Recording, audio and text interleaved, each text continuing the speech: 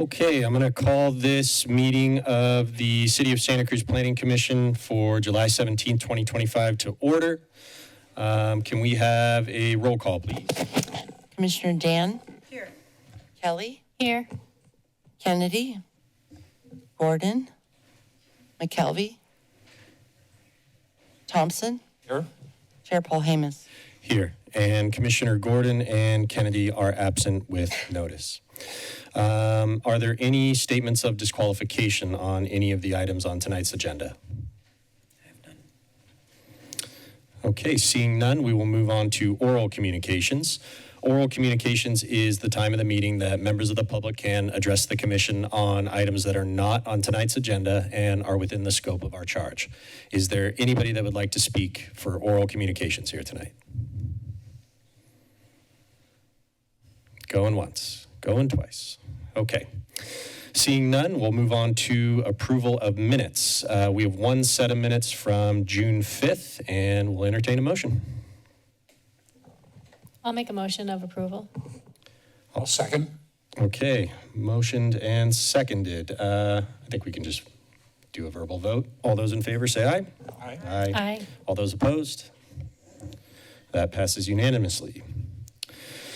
Okay, moving on to item number 2 and our consent public hearing agenda. We have one item on the consent agenda, and that is citywide commercial use permit extension, where the commission will consider changes to zoning ordinance chapter 24.04 of the municipal code related to the extension of validity of current and previously expired commercial use permits.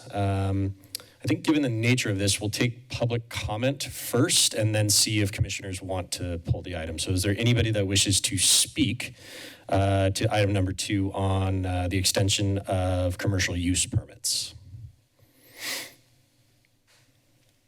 Going once, going twice. Okay, we'll close the public comment period. Is there any commissioner that would like to pull this or make a motion?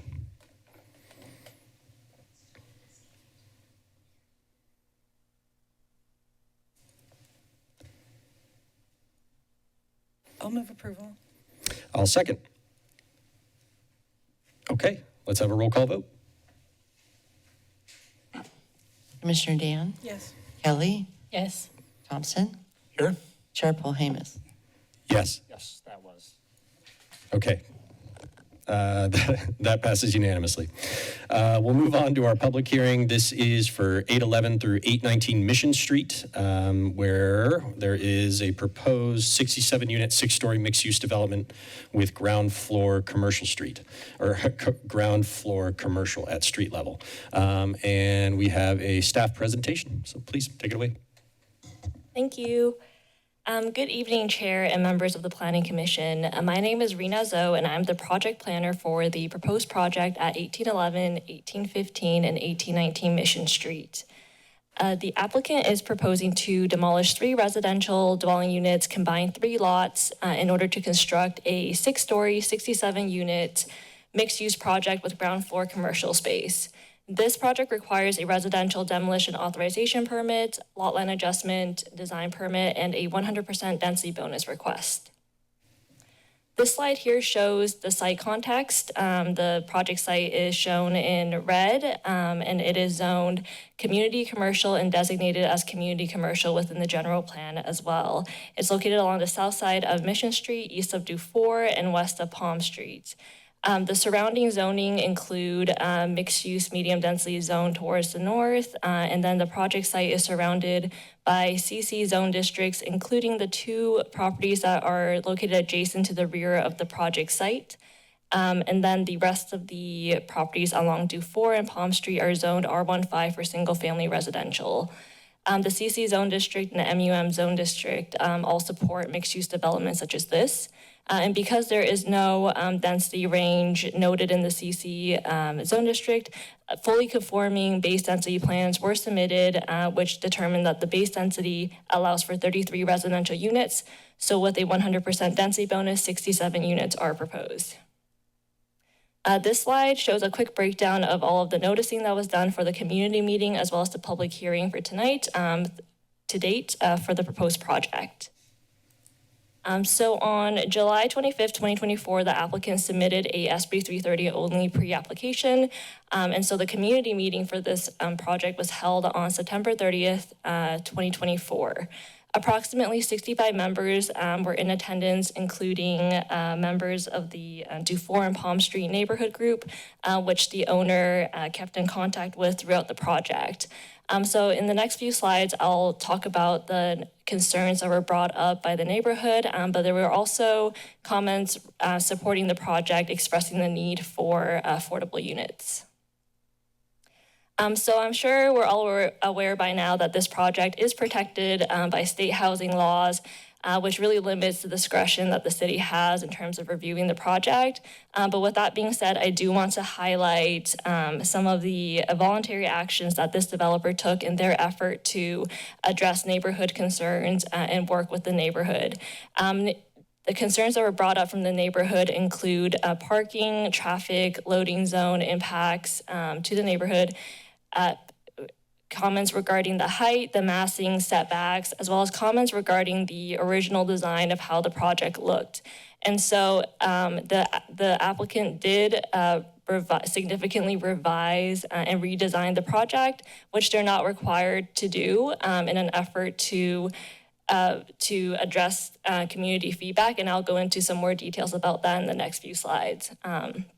In the second point, the applicant is proposing to provide frosted windows along the rear elevation up to a height of 61 inches, including the top portions of the windows on the 5th story in an effort to address privacy concerns. And to the third point, the project is proposing to provide 14 parking spaces, and the owner has also offered to pay for a neighborhood permit parking program for 2 years, although that permit parking program does have to be initiated by the neighborhood per the municipal code. The owner has also agreed to provide a landscape allowance of $1,000 each to 12 identified affected neighbors to put up trees and shrubs to shield views as well. So as you can see on this slide, the previous design is shown on the left, and that was what was brought to the community meeting. And then the current design before the commission tonight is what's shown on the right. And so the applicant did significantly redesign the project. The original design was very rectangular, boxy. The material and color palette felt cold and rigid, with the look of the ground floor being really dark and uninviting because of the color scheme and materials. The public also commented that the project on the left did not really fit in well with the character of Santa Cruz. And then the current design on the right shows like a more vibrant design with the ground floor that's designed to be more pedestrian friendly, with recessed entries, glazing, landscaping, a wider sidewalk. And then the upper floors are also a lot more architecturally interesting through the provision of varying degrees of articulation and changes in plane, as well as step backs on the 6th story and placement of balconies. On this slide is the rear facade, and as you can see on the previous design, there are large blank walls that look uninviting, but on the right, which is the current design, there are large changes in plane, changes in materials, and it looks a lot more architecturally interesting than what you see on the left, and so it was significantly redesigned according to community feedback. I also did want to highlight on the 2nd floor, there's a terrace proposed, and the applicant did provide large landscape buffers as shown circled in red, to prevent tenants from looking directly over the terraces. And then this is also shown on the 6th floor as well, circled in red, where there's large landscape buffers to prevent tenants from looking over. So thank you to the owner for redesigning the project in response to community feedback. On this slide, you can see there's an image of the 3 existing dwelling units on the left and then the proposed project on the right. Because the buildings are more than 50 years old, the demolition of these buildings require a residential demolition authorization permit to also review requirements for relocation assistance and replacement housing. So in this case, the requirements for replacement housing and relocation assistance is more restrictive under state law rather than local requirements. And so The applicant did advise that 2 of the 3 dwelling units were occupied in the last 5 years by rent. And since the income category of those households is unknown and cannot be determined, they are assumed to be lower income households at ratios prescribed in state law. And so the calculations result in a requirement for 2 two-bedroom replacement units that are restricted at the very low income level, as well as relocation assistance requirements. These 2 replacement units are counted towards the inclusionary and density bonus affordable units as well. So a total of 11 affordable units will be provided with this project. They are 5 very low income units, 1 low income unit, and 5 moderate income units. The 5 very low income units make the project eligible for a 50% density bonus, and then the 5 moderate income units makes the project eligible for an additional 50% density bonus, totaling a 100% density bonus. And then in order to meet the city's inclusionary requirements, which require 6 units, that would include the 5 very low income units and the 1 low income unit. So now I'm just going to quickly go through the waivers, incentive concessions, and the variations that are requested for the project. There's a total of 11 waivers, 2 incentive concessions, and 8 variations requested for the project. So I kind of try to draw those out. So kind of circled in green here, this is a variation that's requested for the average distance between entries requirements due to needing to meet accessibility requirements for ramps and entrances.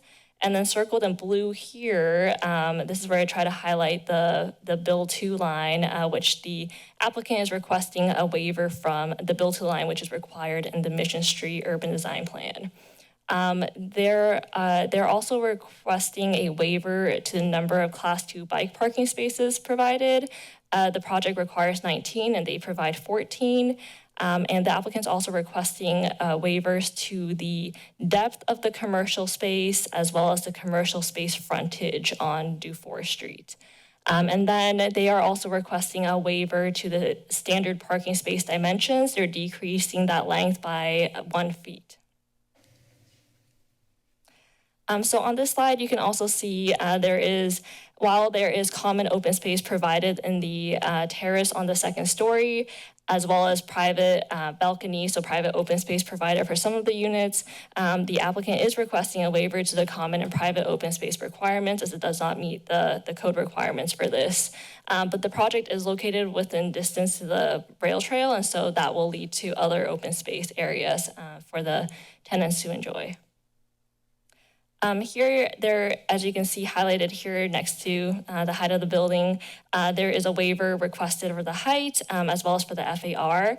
And there's an incentive concession requested to use vinyl windows in this project as well.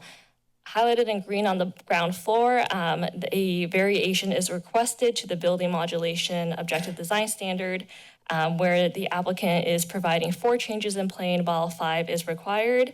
And a second incentive concession is also requested related to bus passes. The applicant is not requesting to waive the bus pass requirement, but they are requesting to deviate from the requirement to provide bus passes to tenants who request them rather than to all the tenants. And so on this slide, this is the rear elevation, and the applicant is requesting variations to the building modulation on the ground floor, as well as the 2nd and 6th floor. And so on the ground floor, they're not providing any changes in plane. And then on the 2nd floor through the 6th floor, they're providing 4 changes in plane while 5 are required. And then in terms of the variation for the architectural details, this is only requested on the 2nd through 4th floor. And it's to have the circular windows be considered as architectural features instead of the other listed features, which include arch windows. And then on this slide, this is showing the north and south elevation, the same variations requested for the architectural details, again, for the circular windows. And then on the ground floor, there are variations requested for the building modulation, where on the north elevation, no changes in plane are provided. And on the south elevation, there's 1 change in plane provided, while 3 are required. The public has provided and expressed concerns over the parking as well as loading for the project. So as you can see in the image on the right, the orange layer shows our major transit stop buffer. And so the project site is shown in red here. And there is a bus stop at Bay and Mission. And so the project is located within a half mile of a major transit stop, so the city cannot require parking or loading for the project. With that being said, the applicant is still providing 14 parking spaces for the project. They are also offering to pay for a neighborhood permit parking program for 2 years. Again, that must be initiated by the neighborhood, and they are still providing bus passes to tenants who request them.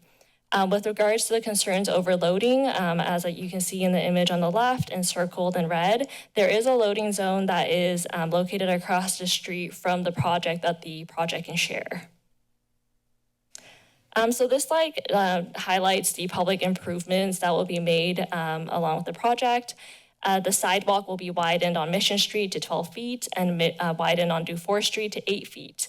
The crosswalk across Mission will also be improved to provide to meet ADA requirements. And there are also street trees that are proposed along Mission Street as well. So all of this will help activate that commercial space and corridor. So these are some revisions proposed to the conditions of approval that I'd like to share as well. These revisions were made in discussion with the lead contact for the Dufour and Palm Street neighbors. The first one is a revision to condition of approval number 51. It's just a clarification with regards to the specific windows that will be frosted and to what height, as well as the what type of window is being proposed along the rear wall. The second one is a revision to condition of approval number 52. This is to clarify the 12 identified neighbors that will receive the landscape allowance, and so the addresses are included in here as well. And then the third is to specify the timing of which city staff will provide information regarding how to establish a neighborhood parking permit program to the Dufour neighbors group, which will be done prior to building permit issuance. And so I moved that condition of approval from number 71 to number 53 to capture that specific timing. As such, staff recommends that the Planning Commission acknowledge the environmental determination and approve the residential demolition authorization permit, lot line adjustment, design permit, and density bonus request based on the findings and revised conditions of approval. Thank you, and we're available for questions. Thank you so much. Okay, questions from the commission to staff?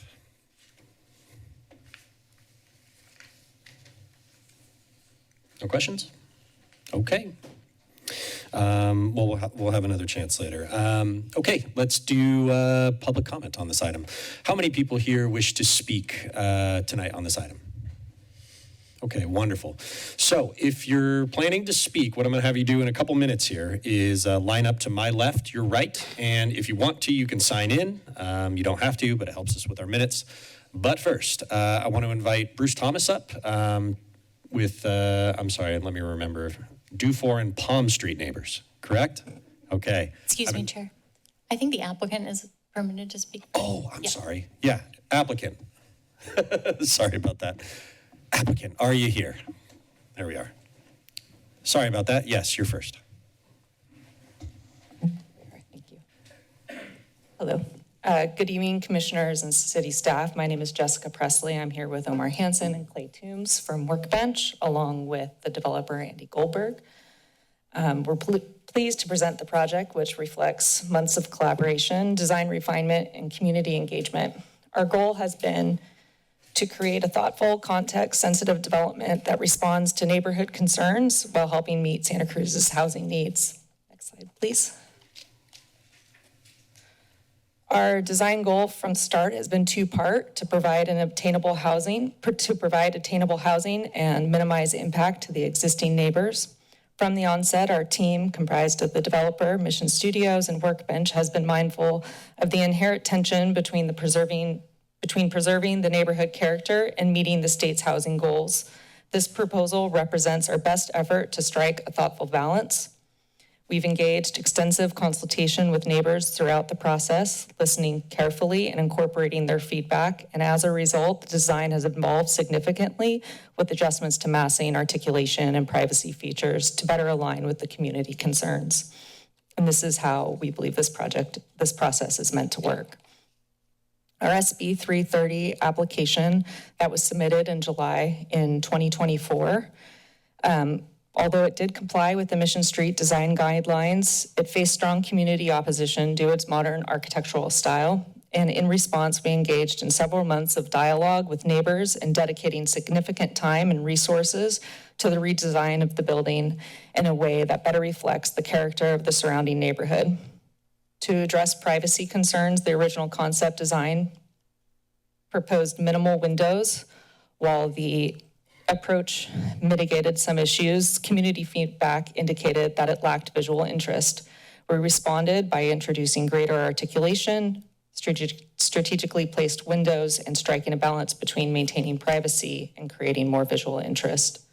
Throughout this process, the city planners and council members have expressed support of this effort, and with several noting that this collaborative response approach could serve as a better model for future development projects. Next slide, please. As part of our team's commitment to a collaborative and responsive design process, we implemented a series of voluntary changes based on direct feedback from the neighbors. The architectural style was transitioned to a mission-style design language to better reflect the context of the neighborhood, and we adopted a warm terracotta-inspired color and material palette to create a more grounded and visually cohesive appearance.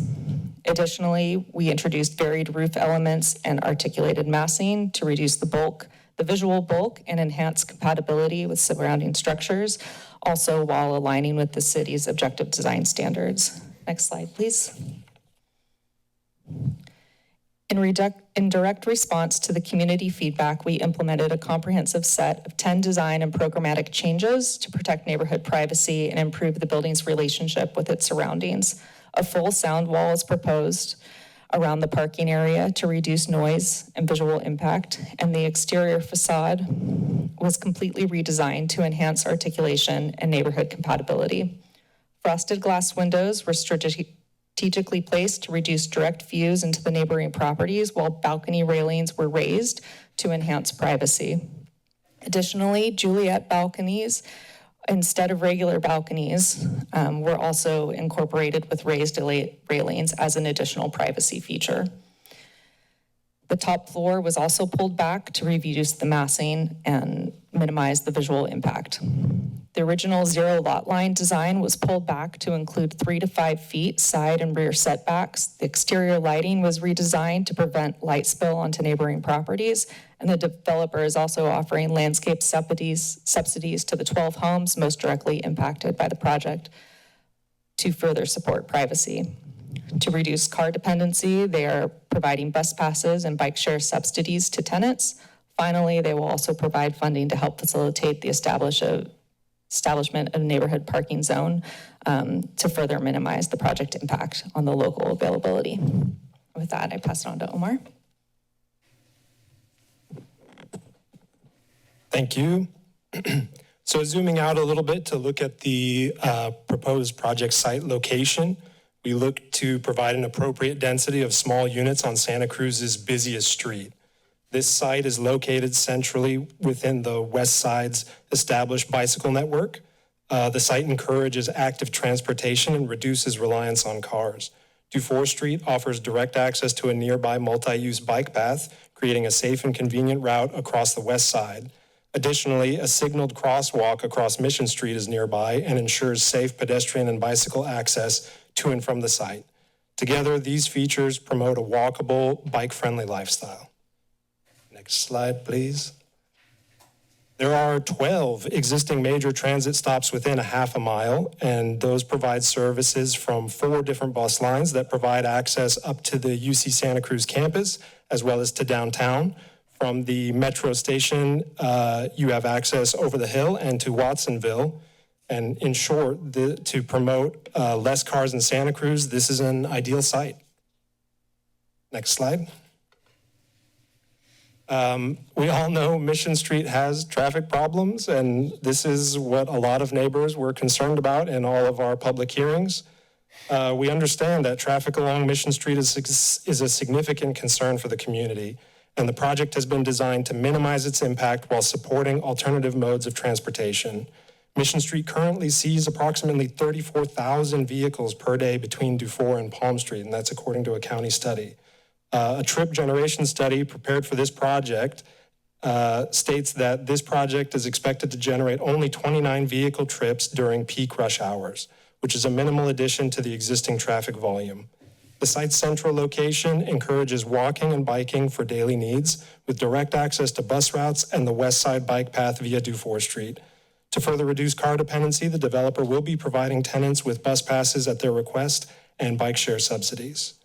Part of the reason this project was redesigned to include the corner lot was to change the vehicular access to off of Dufour rather than off of Mission Street, which should further alleviate the traffic concerns for both vehicles, pedestrians, and bicycles.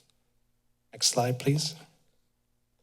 To minimize the neighborhood parking impact, this project is intentionally designed to reduce the reliance on personal vehicles and minimize pressure on neighborhood parking. Priority will be given to renters without cars, aligning with the project's transit-oriented goals. Many prospective tenants are expected to be students who face significant barriers to car ownership, including the lack of on-campus parking and ineligibility for neighborhood parking permits. Without a permit, residents would be subject to 2-hour parking limits, and that would make long-term car ownership impractical. These constraints, combined with the site's strong access to public transit and bike infrastructure, make car ownership unlikely for most residents, helping to preserve on-street parking for existing neighbors. Next slide, please. So a brief design overview. This project is designed to foster a vibrant, walkable environment that contributes to the revitalization of Mission Street as a thriving commercial corridor. As Rena pointed out, all of the adjacent properties are zoned commercial, including the 2 direct neighbors on Dufour and Palm Street. And this project, being on the north side of all of these parcels, casts minimal shadows on the existing residences. The ground floor includes 1,766 square feet of commercial space and an outdoor seating area that is intended to support social connection and engagement. The pedestrian experience is further enhanced by 15-foot wide sidewalks on Mission and 8-foot wide on Dufour that provide comfort and accessibility, along with the verdant street trees that offer shade and visual appeal. By encouraging residents to engage with nearby businesses, the project supports the economic vitality of the corridor and aligns with broader goals for a more active and connected streetscape. Next slide, please. Zooming into the ground floor, it's been thoughtfully designed to activate the street and foster community interaction through a blend of commercial and public-facing elements, also aligning with the city's objective design standards. A dedicated outdoor seating area for the ground floor commercial space enhances street-level activity and creates a welcoming atmosphere for patrons. Convenient and secure bike parking along Mission Street encourages sustainable transportation and supports a car-light lifestyle. Next slide. Looking at a typical upper floor, the upper floors have been designed to provide a comfortable, community-oriented living environment that accommodates a range of housing needs. A mix of unit types, including studios and various 2-bedroom layouts, ensures flexibility for different household sizes. In addition to private living spaces, residents have access to a variety of shared amenities that foster connection and convenience. These could include a lounge, study rooms, a TV room, a fitness room, a communal kitchen, and a coffee area, as well as outdoor seating areas designed for relaxation and informal gatherings. While we are sure that the building will be popular with students, it will also be well suited for other residents with different profiles. Recent graduates face extreme difficulty in finding local accommodations once they leave university.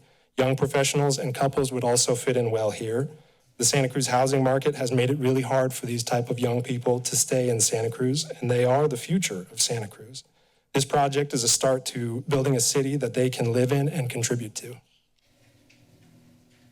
Next slide. So in closing for me, this is, we firmly believe, a project that Santa Cruz can be proud of.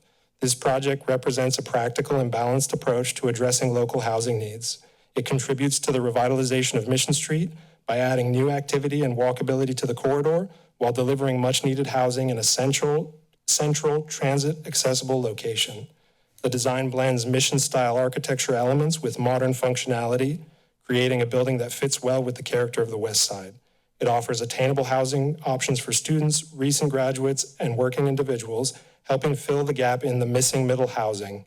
Importantly, the project includes 11 affordable units, 5 for moderate income levels, 5 for very low income levels, and the additional inclusionary unit, and demonstrates a strong commitment to housing affordability.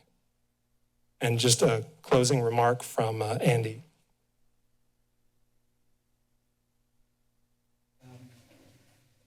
Good evening. My name's Andy Goldberg. Could you step to the mic? My name's Andy Goldberg. I'm the developer. I just wanted to take this opportunity to thank Bruce Thomas, the lead of the Dufour and Palm neighborhood group. He's engaged with me from the start with patience, understanding, and a sincere desire to adapt the project to find the right balance. Our last conversation happened just before this meeting, actually. And what I said to him is that, obviously, I hope the Planning Commission passes the project, but that even after the project is approved, I will remain open to all ideas that can help the project be more widely accepted by the neighbors. And so, you know, until the project is completed, we can keep on working to improve it. Thank you. Thank you. And sorry, I forgot about your rookie move. Okay, any questions for our applicant? Not right now. No? Okay. Now we'll open the comment period for the public. Mr. Thomas, come on up. You will have 5 minutes, sir. Yeah, real quick. These folks just got 17 minutes, and I had a 32-slide deck. I'm going to cut it down to I have 2 issues, but there's a big issue about the loading zone. I have 20 slides on that. I would do better if I had 8 or 9 minutes. I can rush through it, but I would really like you to see the information I have to present. So you asked for 5, right? I asked for 5. Now you're asking for 9. And I've practiced it at 5. It's rapid fire. So why don't we do 7? Try 7. Okay. And then,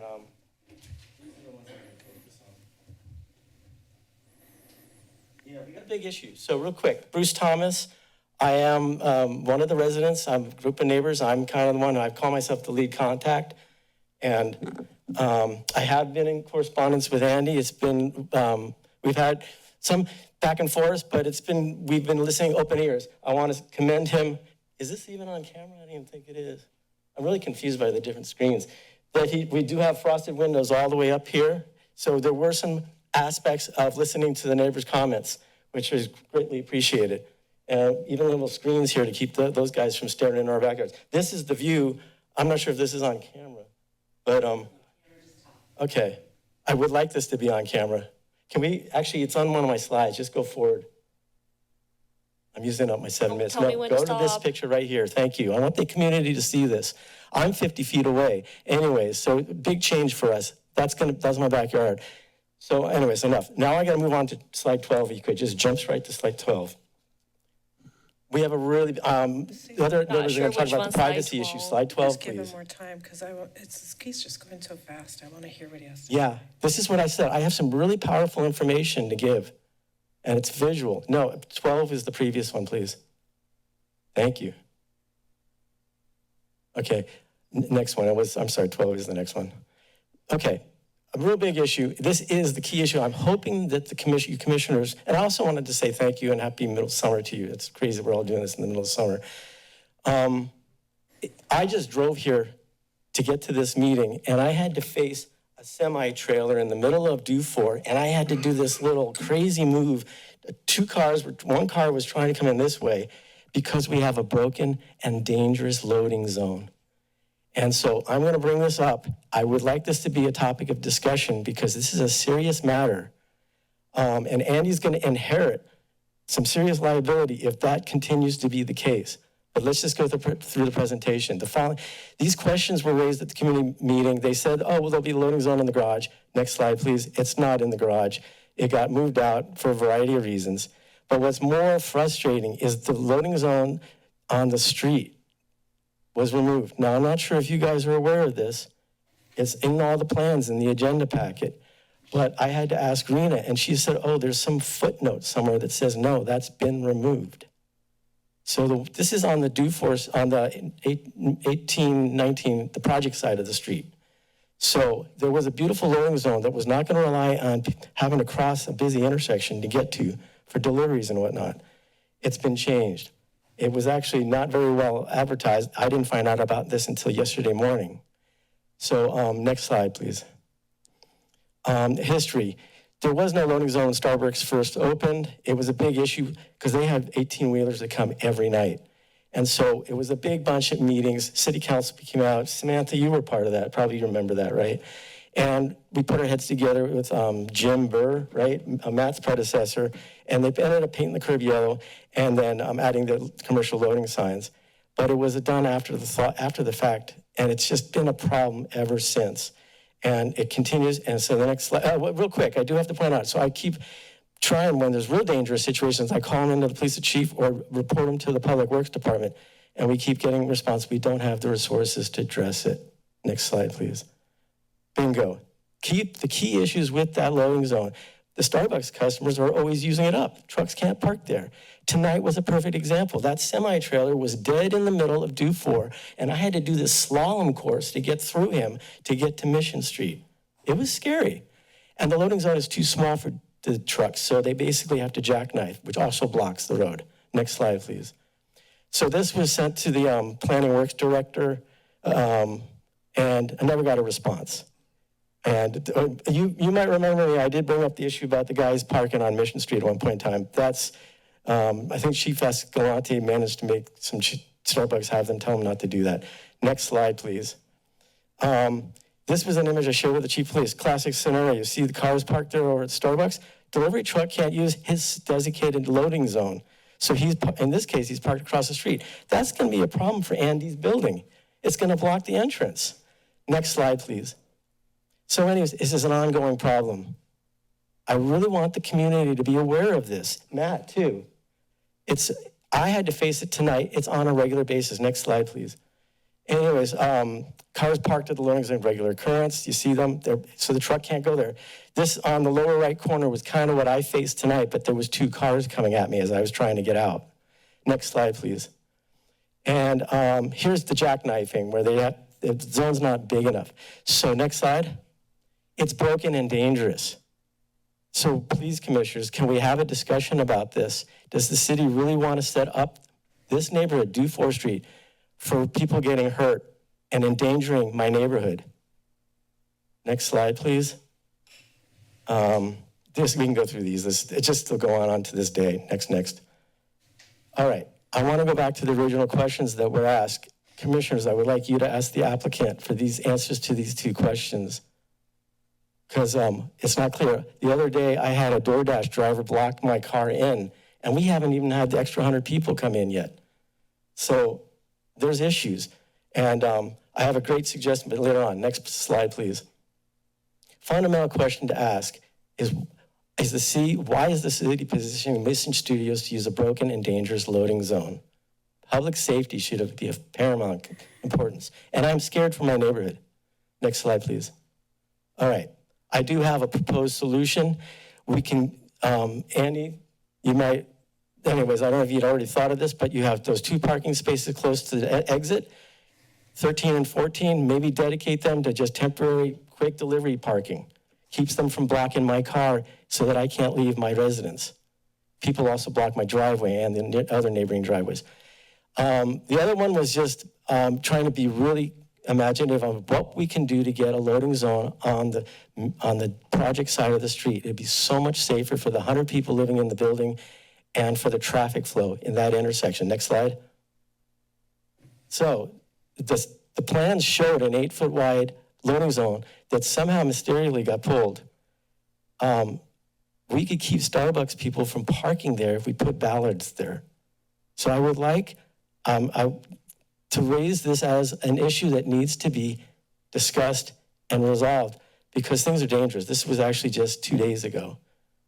And we could have a win-win here. Next slide. Because Dufour could get a proper loading zone. It might not support semi-trailers, but hey, we'll take what we can get. And Andy will be making a public safety contribution to the neighborhood. And he could be leaving a positive mark after building such a really huge building in our neighborhood. Anyways, I think I have the last slide here. No, this is, again, I gotta hammer this in. Will you please ask city staff why the city is positioning Mission Studios to use a broken and dangerous loading zone? I think I'm gonna leave it at that. You can just shut down. Yeah. Thank you. Thank you. Okay. Is there anybody else that would like to speak for public comment? Please line up on my left, your right, and why don't we say 2 minutes? And feel free to sign in. You don't have to, but it helps us with our minutes. So. Okay, wonderful. Come on up. You'll have 2 minutes. Hi. Good evening, commissioners. I'll go real quick because I just have a few points to make. I'll try and go fast. I know your hands are probably tied with the SB 330, but maybe there's key elements that you can continue this or force it back, and that may be to deny the waivers. One, I'm not sure how the math adds up. 33 units with 100% density bonus is 66, not 67. Just throw that out there. The report has an error, the staff report. As far as fire access was a concern from the community, they said the developer in the report says the developer pulled back the rear setback 3 to 3.5 feet for access. But the paragraph before that, they do not, level 1 is 0 lot line all the way to the rear, so there's no fire access in an emergency. The 0 lot line is a whole nother thing. On the plans, they have specific notes that say 0 setback is required. It's not required, at least not that I'm aware of. I couldn't find it anywhere. I challenge you to look on Mission Street for any multi-story 0 setback units. There are none. There's one commercial building, one level, 0 lot line. No multi-story building anywhere. Look across the street. There's an objective standard. There's objective design standards that the city has adopted in 2024. And it talks about the interface between CC and residential zoning. Now, I know technically those first houses are part of the CC lot, but they're clearly houses. And the interface is clear that it says 35 feet vertically, then a 45-degree one-to-one plane that the building cannot intersect. I think you should consider that. I know it's splitting hairs, but these are residences. I live on Dufour Street, not as close, but that's a massive building next to residences. It's a technicality that it's 0-0. Yeah, feasibility, I would just say maybe whatever you can do to question the feasibility of 0 lot line everywhere and the height and the density. Maybe that's through waivers. The parking permit, I think 2 years is small as a concession, if that's going to be what's going to limit it. So I'll just leave it at that. Okay, thank you. Next speaker, please. Good evening. My name is Jim Danaher, and I'd just like to say, Mr. Thompson, I was 25 years ago, I was in that chair and you were up here. I don't know if you remember that, but it's nice to see you again. So I moved here in '79 and lived at 535 Palm Street. Got out of that chair because I found a house out of the county, and I still own the house. There's 3 young women that live there. Right now it's very private. I built an ADU on the I'm saying west side, and there's a very private patio behind it. The house is surrounded by 6-foot fences, and it works great for them. I wasn't happy about the idea of a 6-story building going in nearby, but I was really shocked when I saw the aerial views of what the people on floors 3, 4, and 5 will be able to see. That's my big concern. And on the north side, I understand there's going to be some kind of patio or balcony up there. And I'm just asking, I know there was a request that height be set at about 5.5 feet or so. I would just like to say, I'd like the balconies not to be there, but I mostly want to say, if this building's going to be built, we should maximize the privacy off that north side, because that's going to change everything. And it would be a minor impact on the building and on the proposed building, but a major impact on the people down below. Okay? That's my biggest request. And I think that's not a major or expensive fix. Thank you. Thank you. Next speaker, please. Thank you, committee, for hearing me. I'm Dominic Christopher Rangel. I live at 1807, so I live directly next to this proposed building. This will impact me the most by, if you saw the images provided by Andy and his team, people will have to go through my driveway to get their bike and watch me shower naked, which I'm not a very big fan of. Also, I think it's a travesty that there is only 6 low-income housing. A city, Santa Cruz, named most expensive city to rent in 3 years in a row, and we're providing less than 6% affordable housing. If we have this, I think is an absolute travesty. People are going to park in my driveway. That's a fact. If this is built, because there are only 12 parking permits, with him requesting to be exempt from actually having to provide bus passes. He's kind of going back and forth on that, which is something I don't really like. It was on the slides, but something else was said differently. Also said differently here in the agenda, it's a totally different architecture. So if we're looking at that and you're looking at the agenda, you're seeing 2 totally different things. Where the circle like that right up there is not in this. So what you would be voting on versus what you're seeing and what you're getting are 2 totally separate things if you are actually voting today, which is something that rubs me the wrong way. So I could be here all day talking about this. I will end with the structure is not safe. I'm for more housing. There's no parking.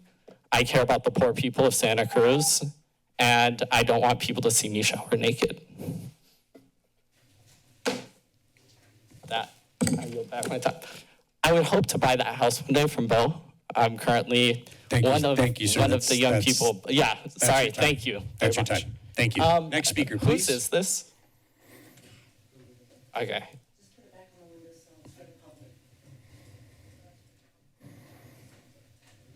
Come on up, sir. My name is Craig Medlin. My dad bought 533 Palm Street back in '71, and my family now lives there. And I would hope that all of you would just walk the neighborhood and see how out of whack this 6-story building is in reference to the predominantly single-story housing in the neighborhood. It's a completely crazy idea to put such a thing. And while we can discuss privacy issues, and they're very, very important if this building is to be built, absolutely. But it's an outgrowth of fundamentally something wrong with the Planning Commission that could allow this project to get to this point. I come late to the movie. I recognize this. I went down, I saw this sign, these houses are going to be destroyed and this building is going to go up. And Bruce was nice enough to introduce himself to us. And I was taken back the fact that it could get to this point. And I would just hope that all of the members that are here, would just walk the neighborhood. That's all you have to do. There are several other things. I looked up the density bonus law, right?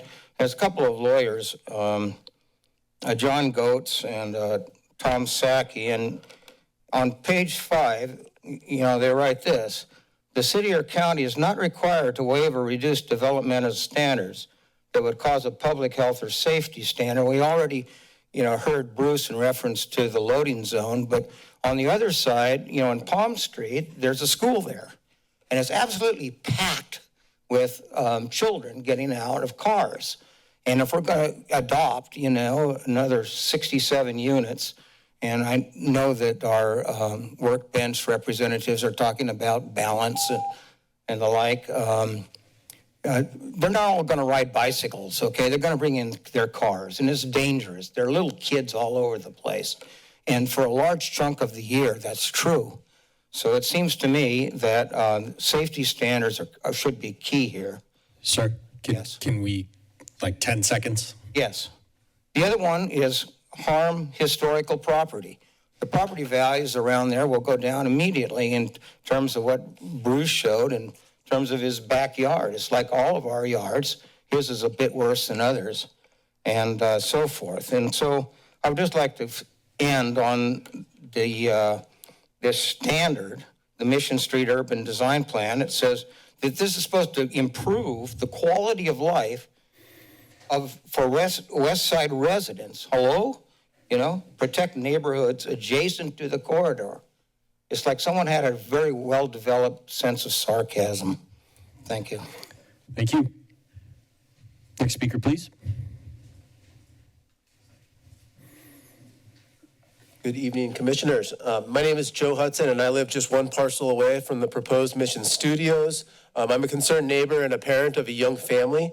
This 6-story project is completely incompatible with our modest residential block. The balconies on the north side will allow dozens of people to look directly into our homes and yards, creating a serious loss of privacy for long-term residents. At a minimum, I'd urge the commission to require that these be redesigned as Juliet balconies or reoriented towards Mission Street and away from the neighborhood. No family should have their private space and peaceful enjoyment erased for the benefit of student dorms and late-night partying, because if we're being honest, that's what this is, and that's what students do. The parking situation is also a disaster waiting to happen. There are only 14 spaces for over 67 units, most with 2 to 4 beds. That means potentially 120 to 150 residents, not including guests or commercial traffic. With no loading zone and no real transit infrastructure, this guarantees spillover parking, traffic congestion, and unsafe conditions, including, as Craig says, for Bayview Elementary kids just 1 block away. It's a fallacy to believe these tenants will not want or bring cars. Any approval must mitigate the parking issue for the existing neighborhood. This project does almost nothing for affordability. It's predominantly market rate, and the developers still won't say what rents will be. Originally, this was a 3-story project that was supposedly penciled out at that point. Then they bought the 3rd parcel, and suddenly it has to be 6 stories to pencil out in order to meet the developer's financial needs. What about our financial needs? Will we be compensated for loss of equity or relocation expenses? Because I certainly won't be living there with my family while this building is being built. This project is not for our community. It's for a future population that doesn't yet live here at the expense of those who do. Just 3 blocks away, the West Side Village at Elmar Street project shows that responsible, affordable, parking inclusive development can be done if people want to go that direction. Please deny this application and request they come back at a 3-story or smaller, a proposal that fits with the Mission Street corridor plan historically. And if approved, it should require at least reoriented or Juliet balconies to protect our neighborhood privacy, leases that prohibit car ownership, permit-only parking zones, and that's 24-hour permit parking, not this 2-hour 9 a.m. to 6 p.m., because what's going to happen overnight, they're going to dump their cars, the residents will, in our neighborhood, and we won't have the same character we have now. And then we also need, of course, as Bruce very, very well pointed out, safe drop-off zones and loading areas on site. We're not anti-housing, but we're for housing that fits, and this one does not fit in our neighborhood. Thank you. Thank you. Next speaker, please.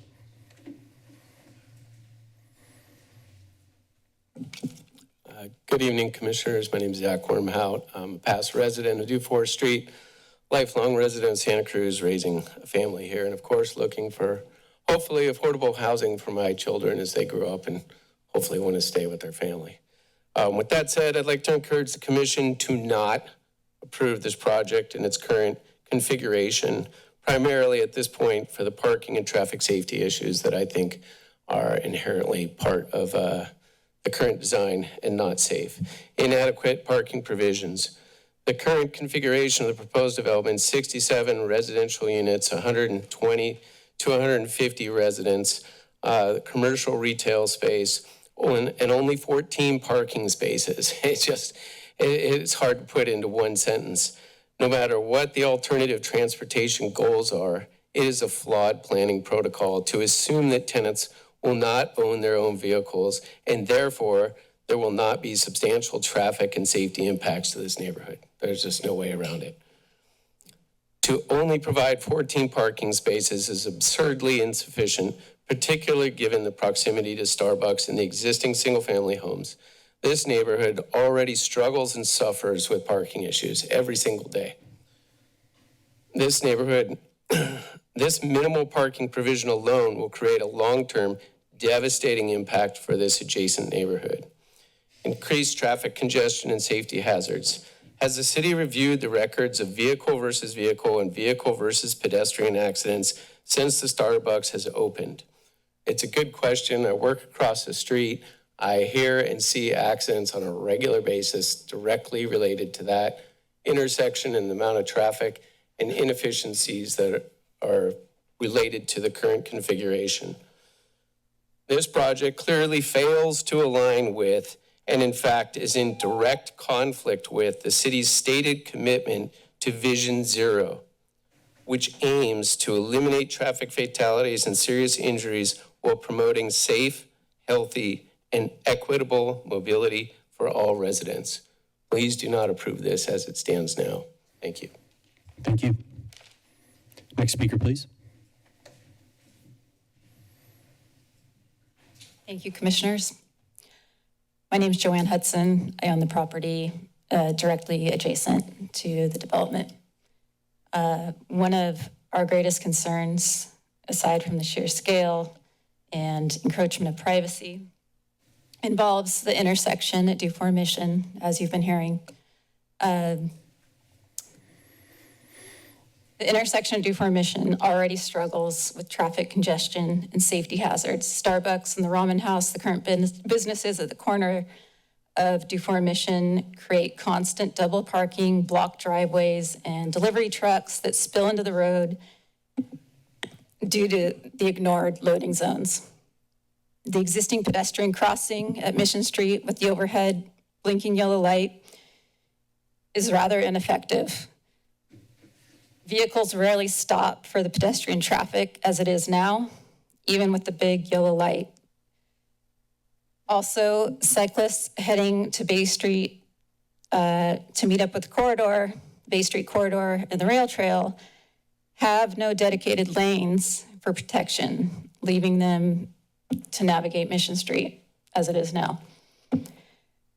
With the Mission Studios project, we're considering adding well over 100 residents at this corner. And all of these future residents are incentivized to ride their bikes.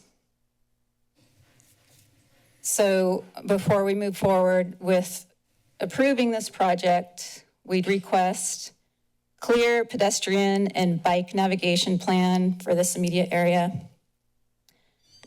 protected bike infrastructure linking Mission to Bay Street and the rail trail. And we need enforcement or a redesign of the loading zones that doesn't block traffic turning directly onto Mission Street. We also need to bolster the crosswalks that link pedestrians, the future residents of this project, to the bus stop on the opposite side of Mission. So with that, we're asking you not to approve the project as it stands currently. Thank you. Thank you. Next speaker, please.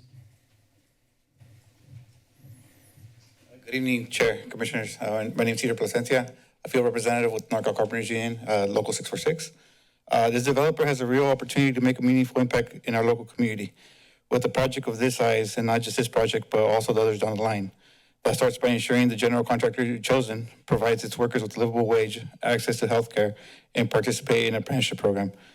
Those are basic standards that help strengthen the community and provide stability for the working families. We believe that a responsible community-minded approach benefits everyone involved, workers, residents, and the city alike. Thank you. Thank you. Next speaker, please. Well, my name is Robert Irwin, and I'm wondering if this is the same committee that's approved all the buildings on Front Street and the Mission, because I think if you guys are the same guys, this is a foregone conclusion that we're going to get this thing. It's really, you guys are really destroying what Santa Cruz used to be. And speaking about housing for low income, pretty soon enough of these buildings and all of Santa Cruz will be housing for low income. Thank you. Thank you. Next speaker, please. Hello, Commissioners. My name is Elizabeth Burton, and I live on Baldwin Street, which is directly opposite the location of this project. I was part of a neighborhood committee that successfully got the very successfully built scale to the neighborhood building built across the street that includes some of the best ideas of this project, which are on-level commercial with housing above, an ancient urban design idea, which I espouse, tied to urban corridors. I'm all in favor of all this. My biggest complaint is the scale of this building is preposterous. If I took the time to drive down Mission Street today, going from east to west, and you can see that scale-wise, that project is the project you should look at right on my street, the corner of Mission and Baldwin, that ties all these elements together. It makes me really sad to hear you feel like you have your hands tied, that you have to grant these density bonuses. You do not have to grant these density bonuses. A 33-unit residential place would fit in to the scale of the existing neighborhood, would provide housing, and tie in with the vision of what you've espoused as having to be affordable, beautiful housing. I am a professional designer, and this building, I'm sorry to say, is atrocious. It takes all this mishigosh of design styles. They said that they're trying to have it fit into the neighborhood. Nothing in this neighborhood looks like this. It looks like a really bad Radisson motel. And it's not fitting into the neighborhood. The other thing at the end of Mission Street that scale-wise is a hotel that fits in beautifully is the Hampton Inn. 3 stories. I went today and looked, and if you walk up the street at the end of Escalona, it doesn't look into people's yards. It's capacious yet elegant. In conclusion, what I'd like to say, the other great fear I have is if you approve this, you establish a precedent for other enormously oversized buildings. Please stick to your 3-story aforementioned height limit, and also, excuse me, pigs, but by putting lipstick on this project, it's not going to improve it. Thank you. Next speaker, please.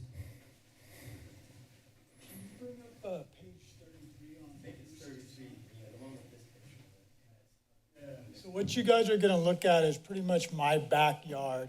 Yeah, that's my dogs, my dead grass. I'm gonna ramble on for a while about crap. So this not casting a shadow for one is BS, because when I look at my backyard, I can see across the street of Mission Street, see the 3-story, I can see the top of that. So this whole not casting a shadow thing, it's obviously there's my backyard. 6 stories is gonna do some damage on mine, Joe's, so forth and so on down the block.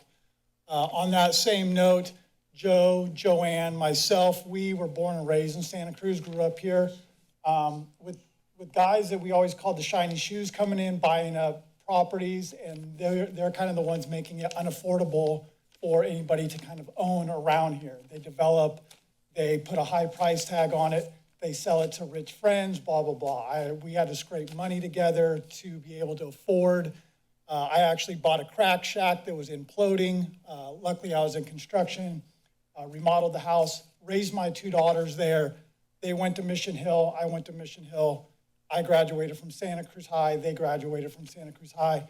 And I was hoped to pass this house on to my daughters, but having, 30-something units looking down in my backyard is kind of like, is this a fun thing to be under a microscope? So you can see from the north, whatever, facing balconies, we're going to have random parties, random whatever, random beer bottles, random people looking down in our backyard consistently. If I still had two young daughters, my BB gun definitely would be broken out. I'd be shooting people's eyes out for looking down. It's not okay to have people peering down into your backyards looking at your privacy. As for this $1,000 lead grant, whatever the guy's gonna give us, no tree is gonna grow 60 plus feet straight up. If we have a tree big enough, it's gonna take over the whole damn backyard. And so because he's wanting us to plant shrubbery to grow up to help block it, isn't gonna happen. So it's more about just the privacy that it's causing, not being able to get away from it kind of idea. Thank you, guys. Thank you.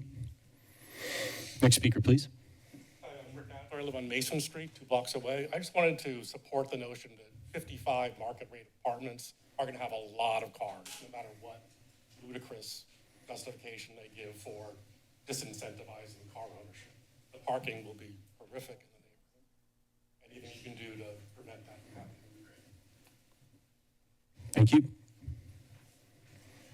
Next speaker, please.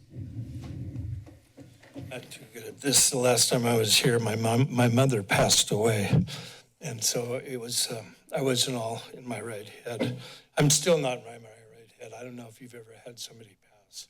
It's horrible. But one thing I can say is I support all you guys. And I support the group. And I support everybody on the Sir, can you address really the commission? Good speeches. Thank you. Yeah, okay.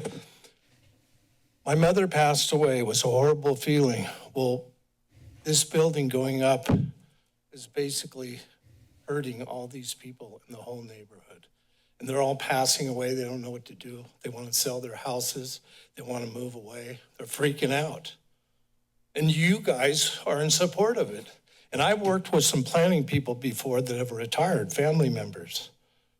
And they regret what they had allowed to happen. And I'm a landscaper. I do a lot of landscaping. When you put in a yard, you got zones. And you zone out things nicely. And I'm all about the golden rule. And the golden rule means to treat others the same way would you want to be treated yourself. And so I don't hurt anybody. I make sure everybody wins. And I want you guys to win, and I want you guys to win, and I want all you guys to win. And how are we going to do that? If this building gets built up and he wins, these guys lose, does he really win? He's just hurt a bunch of people. He doesn't win because it'll come back. It'll bite him. And I'm saying, I'm not trying to beat you up at all. I'm just trying to be a common voice here so everybody can understand what's going on. Because you guys aren't in that neighborhood. And you guys aren't in the neighborhood either. I'm in the neighborhood. I own the 2 houses right next to Andy's house, and I see everything. And I see all the little children. There's little 5-year-olds, 6-year-old children. The parents line up on Palm Street. Well, it's seasonal, but when they line up, the whole street is just packed with cars. And they pick them all up, and they hold their hands, and they won't let their little kids run loose, And so you guys really need to think about what's going on.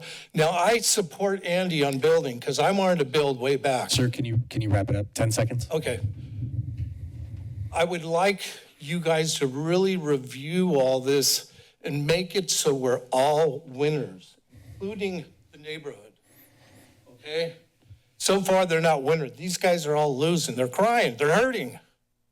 How would you like a 6-story house built right out your front door, Thank you, 3 sir. feet? Thank you, sir. Your time's up. Thank you. Yeah, thank you. Thank you for your comments. Okay, Is there anybody else that would like to speak on this item?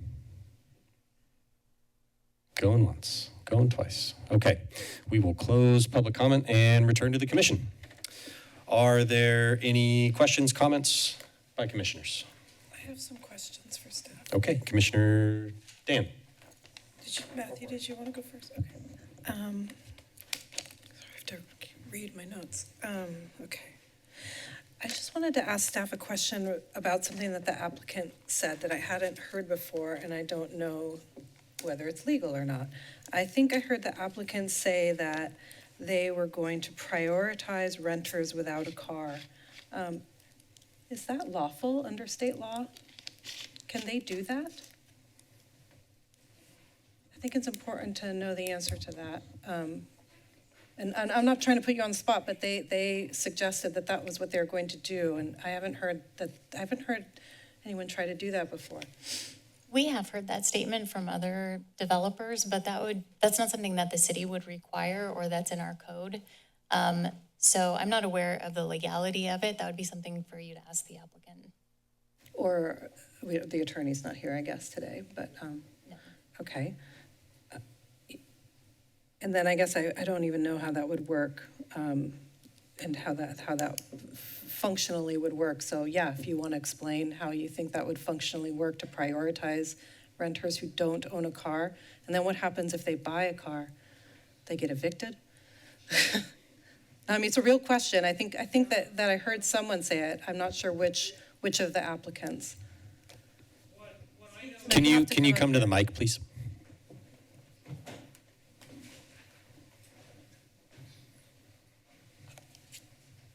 What I know about that is that there is no ironclad way to guarantee that a renter won't buy a car. But we do intend to ask renters when they apply if they have a vehicle, if they intend to have a vehicle in their possession. And that will be a factor in our decision on whether to give them a lease or not. And that's not discriminatory under state law? I don't think there's there's laws against discriminating on the basis of sex, gender, Yes. race, religion, but not car ownership. Okay, I think it's important to know that for sure Yeah. before it's said in public, in a public meeting, or made a promise to folks. But yeah, okay, thank you. Okay, I did, so this is for staff. So there were some issues about the loading zone. I guess I just want to understand that better and how that could be solved. That seems like an eminently solvable issue, both with parking enforcement on the loading zone area. There seems to be ample evidence it's violated on a regular basis, so folks should get ticketed to deter them from doing that. And then also separately from that, if there's a better solution to help solve this problem. Hi. Hi, good evening, Commission. I'm Matt Starkey. I'm the Transportation Manager in Public Works. We have seen the pictures of the loading zone here. Some of the history on this project is because it is not required to provide parking, it is not required to provide a loading zone. So that's why we didn't work to create one on the site or directly on the frontage. I think what we're seeing from the photos is that there is potential room for improvement of the existing loading zone at Starbucks. There's not really a mechanism for us to require the developer to do that in this state because it's not part of the project. So I think it could be, it does look like by looking at the existing loading zone, there's the, what's been done during previous developments in the city is we often ask developers to put a tree planter sort of right after the Mission Street intersection to help discourage people to turn into the neighborhoods and instead go out towards Mission Street. That planter restricts that length of the current loading zone. So one potential solution could be moving that planter, say 20 feet away from the intersection to make it so that a large vehicle like was shown in those pictures can fit at that loading zone. Is there a plan to continue to work with the neighbors and the developer to address this and solve this problem? We'd be willing to work with the developer on that in the building permit phase of the project. Okay. And then, so we're not we cannot require that developers include a loading zone for their projects? Because I feel like I've seen better situations in developments that have come before us, high-density developments. Yeah, when the site is required to provide parking, there's thresholds for providing loading zones as well on the site. But this site is not in the, you're not required to provide parking at this site. So they're voluntarily providing 14 spaces, and they would have to voluntarily provide to develop a loading zone as well. Okay. That's right. But were they asked to do that during the process of the application? I guess I'm looking to staff. Was that part of the discussion and they declined? That was part of the discussion. I believe in the first submittal of the plans, they showed a loading zone within the plan set, but it didn't meet our requirements. Our circulation didn't work, from what I can recall. Yeah, the loadings, when we get requests for loading zones, every development we see, we get asked to put a loading zone right in front of it. And loading zones would be best shared throughout the transportation network so that we don't take up all of our curb space and can then, in this instance, instead provide parking in that location. So here, it doesn't feel like the best use of the curb space on the street overall would be a loading zone in front of this development, but improving the existing loading zone on the other side would probably be a better use of curb space overall.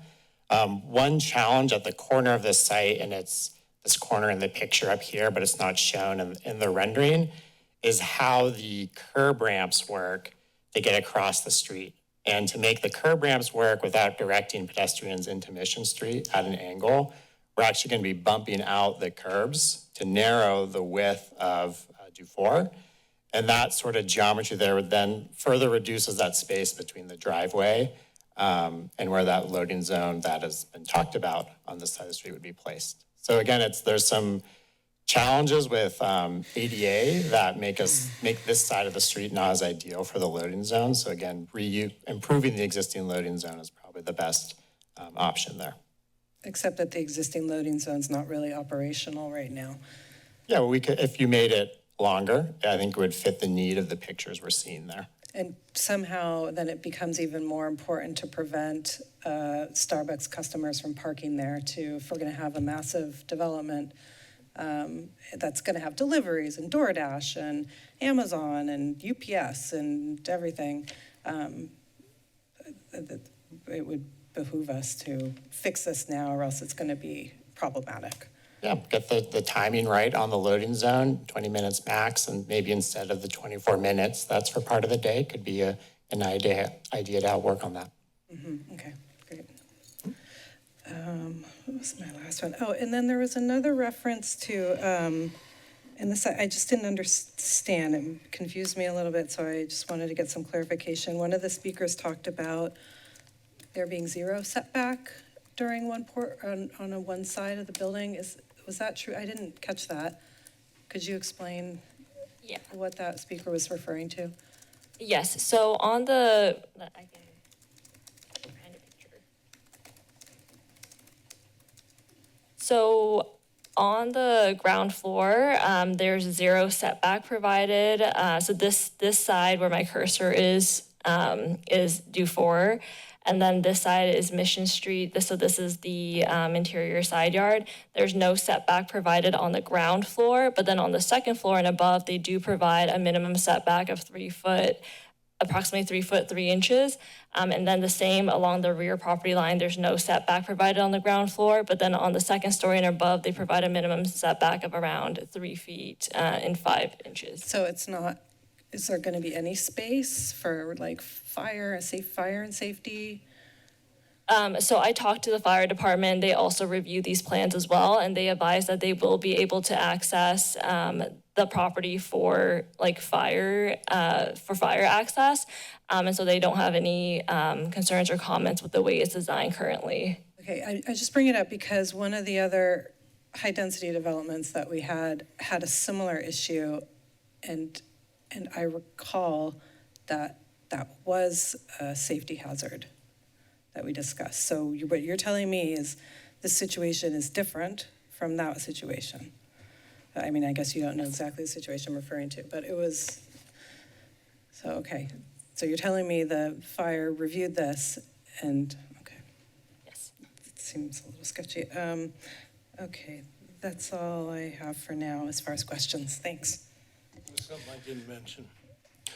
Hi, sir. Public comment is over. Okay, well, So- that setback you're talking about is my house. Sir, public comment is So over. This is does the he time for work- the commission to deliberate, okay? So public comment is over. We heard what you had to say, okay? And this is our time to, this is our time to deliberate and to ask questions, okay? Should I come talk to somebody after the fact? You're free to do that, yes. Thank you. Any other questions or comments from commissioners? I know I have some, but I wanted to make sure everybody got a chance to go first. Good? Okay. Yeah, I was also going to ask about the loading zone situation. It seems like they got pretty well covered except for potentially a solution. So what is going to happen to the area that was at least slated to be a loading zone but is now not? So like on the northern side of Dufour, those spaces right in front there that were going to be that loading zone, what are they going to be now that they're not going to be a loading zone? So I think the space we're talking about here would be between the driveway and the curb ramps in the top corner of the screen there. Yep, exactly. So that's going to be, I think, ultimately when the sidewalk design gets finalized, which is a condition that we already have in here, is to make these bulb outs in that corner there. I think there's only going to be space for about one stall left in that location. Could we make it a 20-minute stall?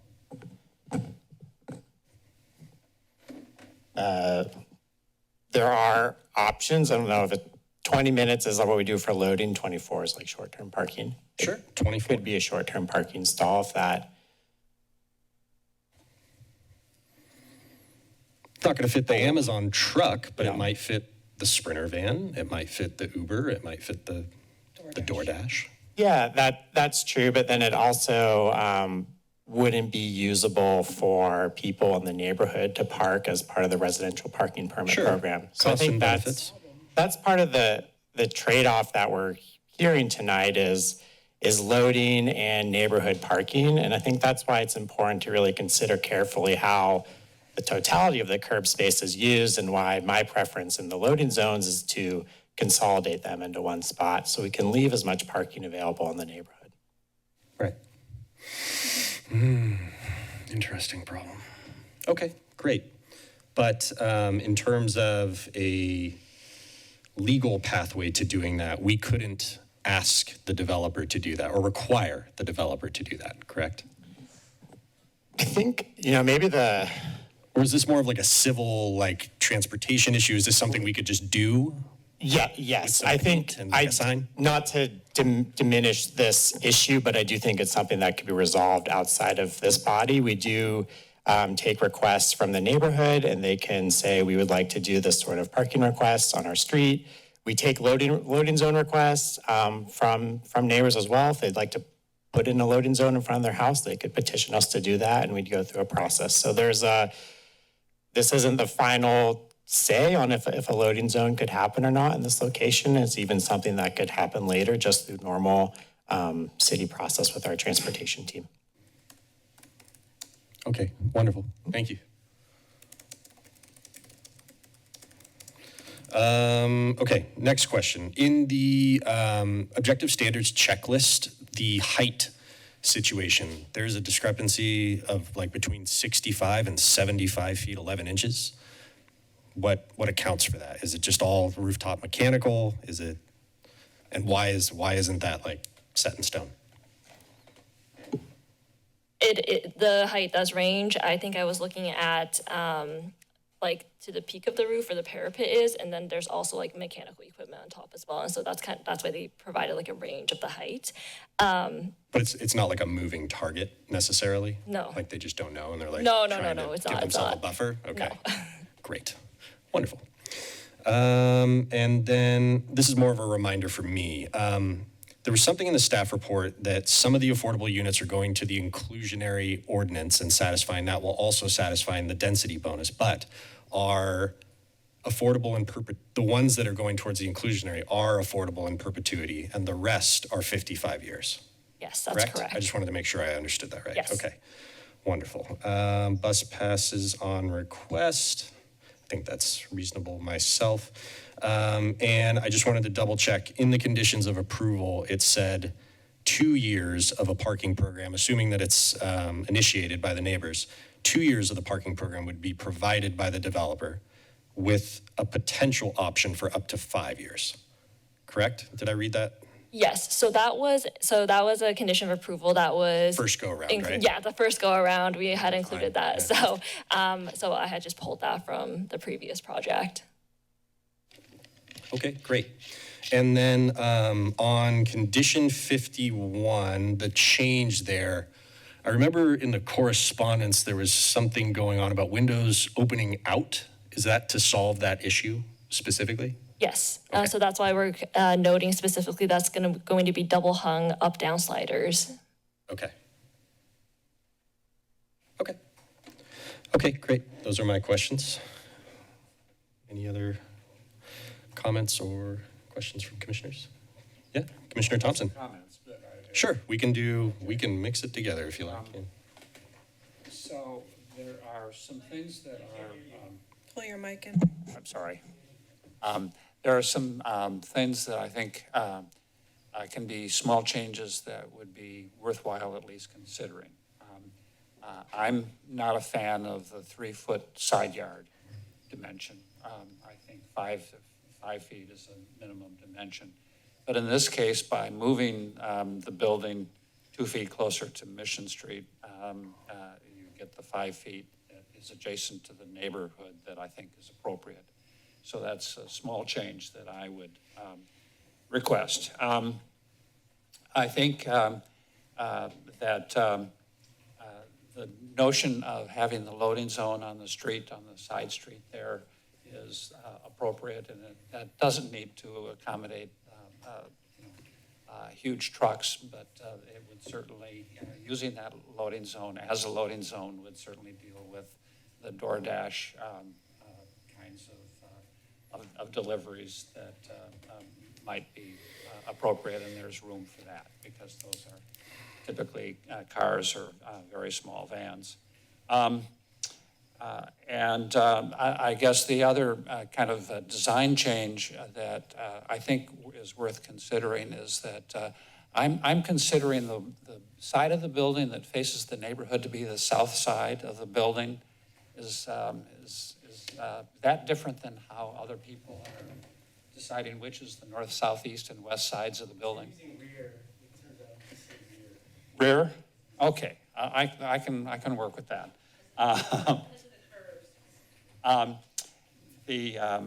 I think that on that side, facing the existing neighborhood, it would be appropriate for those units to have the so-called Juliet balcony that is not something that you can go outside and sit, but is in fact just allows you to have a sliding glass door that comes to the floor.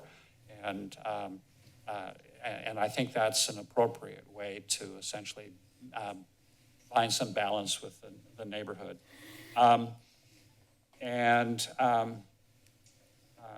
So those were kind of my principal comments.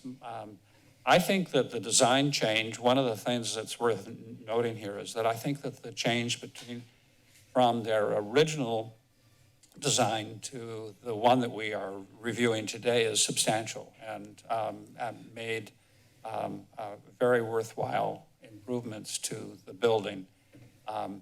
I also think that it's probably not an inconsequential thing that this building, when it's built, will actually benefit the neighborhood acoustically, because it really is going to reduce the amount of traffic noise from State Highway 1 to this neighborhood, because it's just, we can't get around the fact that we're talking about putting housing on a state highway. But that's all right, because there's an existing neighborhood that folks have come to love that's also sits within a few feet of a state highway.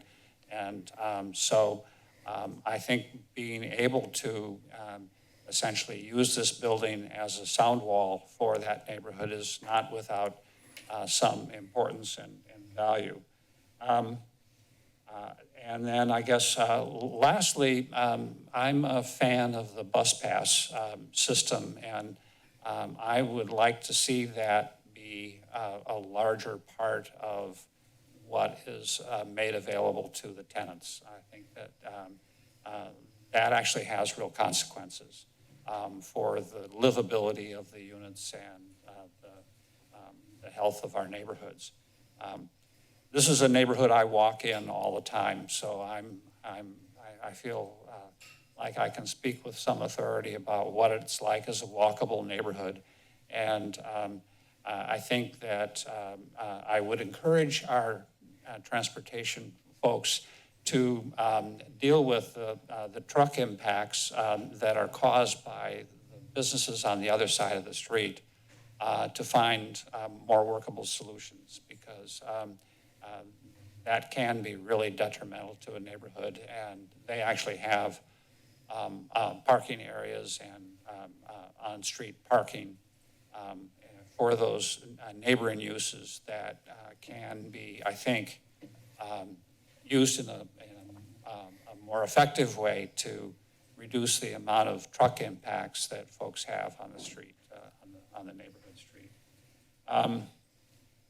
So with those comments and with appropriate conditions, I'd be ready to support the project. Okay. Commissioner Kelly, any comments, questions? I don't have any comments, but if there's a lot of problems and questions about the cars and loading zone on DeFore, recently they did the four-way stop sign on Seaside and DeFore. I was really happy that that went in. It helped a lot of miscommunication having a four-way crosswalk there to just have the cars stop. It made it a lot safer. So again, going to the transportation side and advocating for the changes here on DeFore leading up to Mission, it'll go a lot further than here where we're saying, hey, can this building be built or not? And then again, with Mission Street, it's owned by Caltrans, and they are very difficult to work with. And having community come together to go to Caltrans and say, hey, we want changes on Mission Street, that'll take us a lot further than right now trying to say, hey, yeah, this is an issue, because yes, it is an issue, but we need to advocate in the right direction for that. Good comments. Yeah, I would just quickly like to address the public, people that are here today. This is my neighborhood, right? I live right around the block from this. I'm on Seaside. And I understand the parking issues. I understand the buildings that are coming into the neighborhood. You got the big buildings over the UCSC dorms behind, the Cat and Cloud over there. You had the new Famali that got proposed and pulled. So, there's some major changes going on the west side right now. And I completely empathize with that. I have two small kids, and if a 6-story building popped up right next to my house looking into my backyard, I wouldn't like it. So I understand and I empathize with that. And I'm not going to sit here and preach to you about state laws. I think you're all very well aware of, what our legal obligations are here in terms of approving more housing for the group. And that's essentially what a lot of these different problems come down to on a neighborhood level is, are we going to benefit ourselves or are we going to benefit the group? And ultimately, with our housing issues, a project like this, which I must say, we don't see a lot of projects that get redesigned to incorporate neighborhood feedback. We just don't. So I really appreciated that on the part of the developer, and also a lot of the concessions that are being offered, like, for example, bus passes, like, for example, what was the other one? I'm blanking on it now. But anyways, many different ways, in fact, that I think the developer has accommodated the neighborhood. And in many ways, it could be a lot worse, like the first design, right? I'm sorry, no offense to the developer. It's a major improvement, and I really do appreciate the work that you guys did to work with the neighborhood and create a better project. That said, I feel the same way as Commissioner Thompson. I think that while there are some small improvements that we can make on this, I think that I'm ready to support it too, based on our obligations under state law and to the California Constitution, really. So that said, if there's anybody, oh, yeah. I think Rena had one clarification. Sure. I just wanted to make a quick clarification to Commissioner Thompson's request for the Juliet balconies. I just wanted to clarify that along the rear elevation as shown on the screen, those balconies are proposed to be Juliet balconies. Thank you. You're welcome. I'll just say one last thing and then somebody can make a motion. I agree with what you have said. I guess I would say it could be worse. It also could be better. So I appreciate that Workbench this time around worked with the neighbors on the redesign. That was very positive. I want to appreciate that. And thank you for doing that. It sounds like you can tell when projects get to us, whether that has occurred and whether it hasn't. Other projects, it has not happened. So I appreciate that with this project, it did happen. And that makes a difference. I would just say that to the folks that I'm going to vote for this project, but that doesn't mean I support it. I believe that it could be better if it were less, the height was lower, it fit in better with the community, that the neighbors didn't have folks peering down on them. If there was parking, there will be people with cars, they will be parking in the neighborhood, parking will get worse, that's just what's going to happen. But this project fully complies with state law. That's just fact. This project is lawful. All of the concessions comply, the height complies, the no parking complies, the no loading zone complies. And these aren't laws that have been crafted and made in your city. These are laws that have been crafted and made at the state legislature that the city has been mandated to incorporate into the code. And so we are the venue for which you have to express your concerns.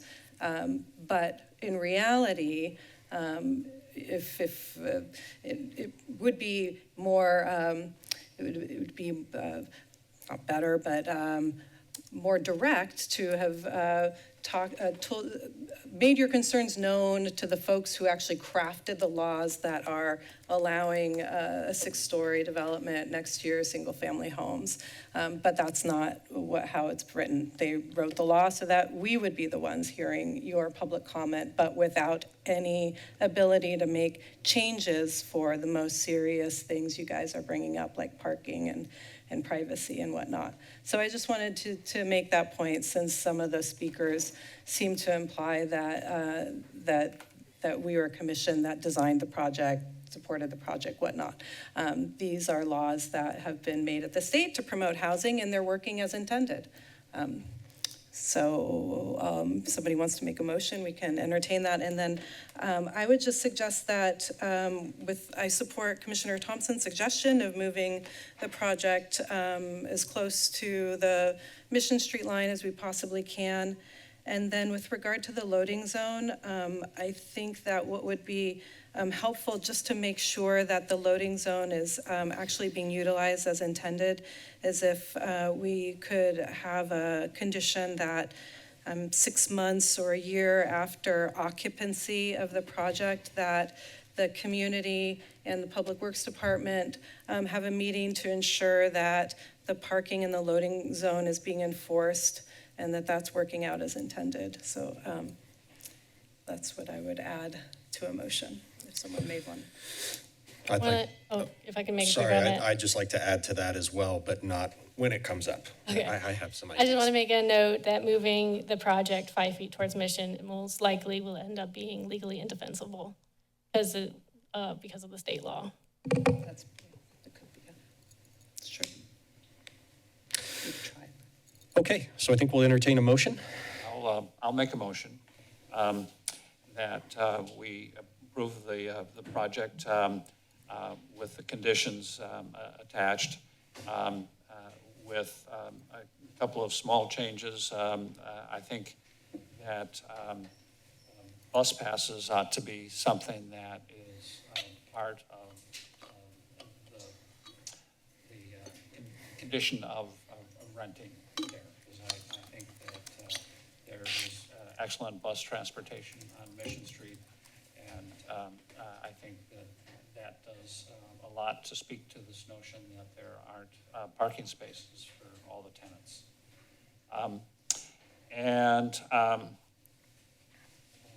I think the rest of my comments were already addressed, so that would be the nature of my motion.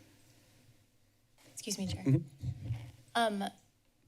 Just to clarify the bus pass request, the developer is proposing to provide bus passes to tenants who request them.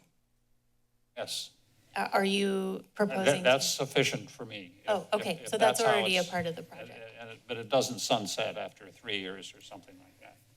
Oh, is there a sunset date on that? There's no sunset date on that. Okay, then I misunderstood. I'm fine with that. I will second the motion. I'd like to add a friendly amendment that, I'll just articulate what I just said, that, let's say 6 months after occupancy, that the community and the Public Works Department will meet to determine whether or not the loading zone is being enforced properly to ensure its intended use.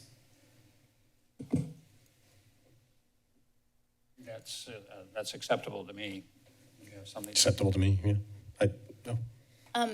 Since that's not directly tied to the project, we can record that as a direction to staff, and then it wouldn't be directly tied to the developer's. Yeah, that was my intention. Oh, Yeah, okay. thank you, sorry. That was going to be my question, is like, can we put this in the conditions? I don't, It's a condition for staff and the staff. community, For staff, not, yeah. the developer doesn't need to be involved. right. Yeah, how do you add on to that note? That's a good note. I would, just to kind of maybe asterisk on that, to maybe get with the neighborhood city staff to coordinate with the neighborhood on best paths forward for dealing with the loading zone on the north side of Dufour. Or the proposed loading zone that has now been kind of stricken as it can't be required, but as our transportation manager said, it may not be the best way to allocate the space there, but to also figure out with the neighbors, like, what do they want to sacrifice? Would you rather sacrifice the loading zone and give a parking space there, or would you just kind of see what the best approach is there? Maybe make our neighbors feel a little bit better about the loading zone. This is not part of the project. This is a direction to staff. That's a great question. So it wouldn't technically be direction to staff, it would be a request to staff. But yeah, we could put a time frame on that if you like. What's reasonable? To report back after the next meeting or something along those lines. Next planning meeting, or? Do you have this fall? I was going to say before final occupancy, maybe, would be more reasonable, but whatever works for you guys on this. You're the ones that have to do it, so. If I could address the question, I'm definitely willing to meet with the neighbors to talk about this. I think it'd be beneficial to meet sooner so we can get a chance to incorporate these ideas into a potential building permit set that would come to us eventually. So doing that coordination maybe later this fall could help us get some ideas that we can incorporate in the future. Okay, yeah. How do we write that? I can figure it out. Okay. Okay. So there's been a motion on the floor. There's been a second. There's a staff request. Are there any other questions or comments or amendments? Okay, seeing none, we'll take a roll call vote. Commissioner Dan? Yes. Kelly? Yes. Thompson? Yes. Chair Paul Hamas? Yes. The item passes unanimously. I just had a thing I wanted to say. We sent you a text, but I guess you didn't get it because you've been busy. I assume that Commissioner Kennedy isn't here because he's recused himself. But we need to say that on the record every time so that he's not counted as absent. Sure. Commissioner Kennedy texted me before the meeting that he wasn't going to be here for personal. He has a conflict of interest, or Well, he may. it's a statement of disqualification because he wants to avoid the appearance of a conflict of interest because I believe his company does business consulting work with Workbench. Okay. Okay. Any informational items from our staff? Yes. For those still waiting that may not understand what just happened, the project has been passed at the planning level. Yes, thank you.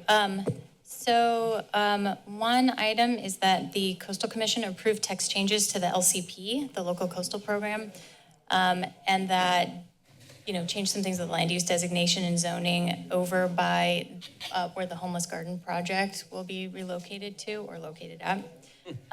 So that was a deferred certification area, so now it's been certified, and so they can come in and apply for their permits. Rock on. You'll remember 530 Ocean that you acted on that was heard at the City Council and the appeal was denied. So that project was approved. And then 2020 North Pacific, which was appealed to the City Council, that is planned to be heard on August 12th.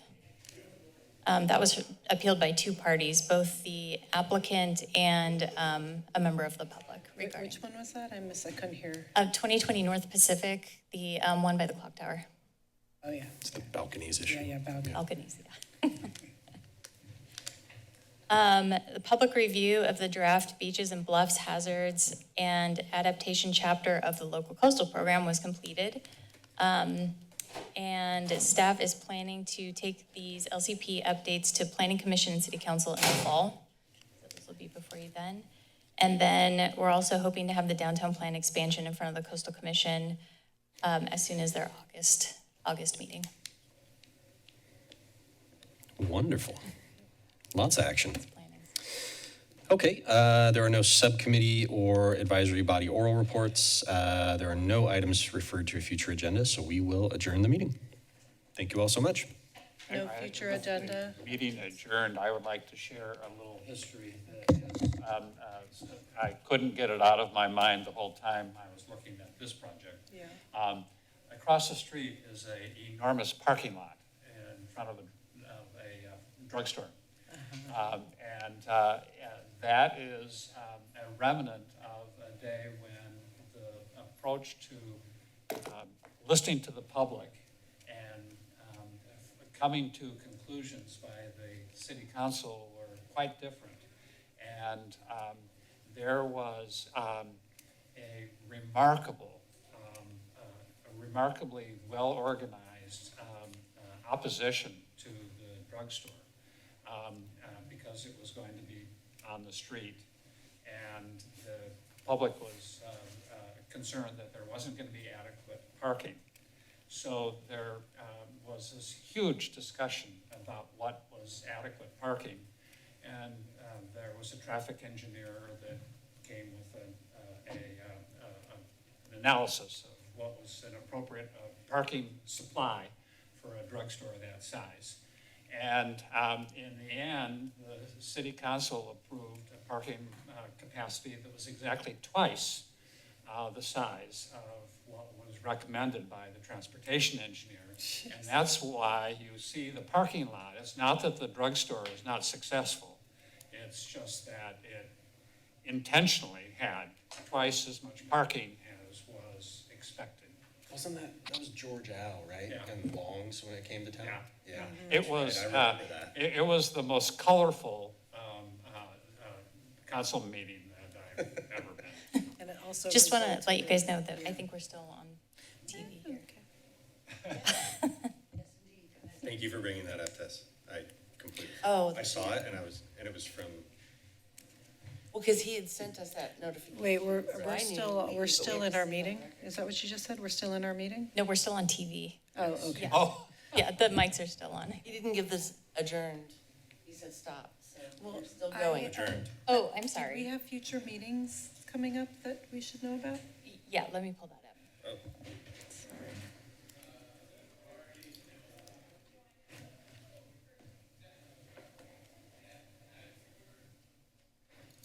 Neil Coonerty used to talk about that item all the time, the longs. Neil, 'cause he was on council then.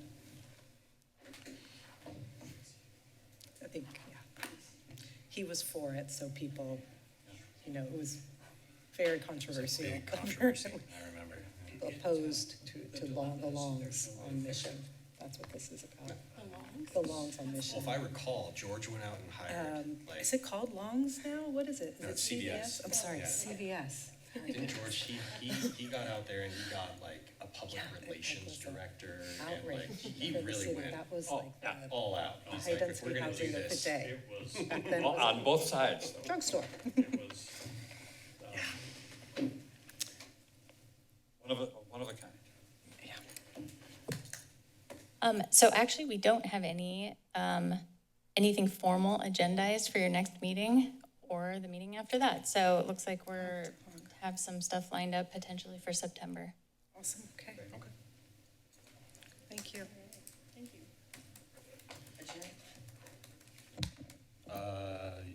Yes, are we adjourned? You're the boss. Aye. Adjourn number 3.